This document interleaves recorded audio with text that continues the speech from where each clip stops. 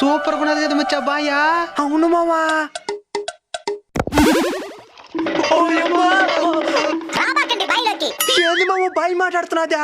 మీలాంటి బేవర్ సేదవులు మాట్లాడచ్చు, బాయి మాట్లాడకూడదా? లోపలికి ఎందుకు రాకూడదు అంటున్నావు? స్నానం చేసి ఎన్ని రోజులైందే? ఉగాదికి చేస్తుండా. మనం పర్ఫెక్ట్ గా ఉండం, మనం దిగచ్చు బాయిలోకి.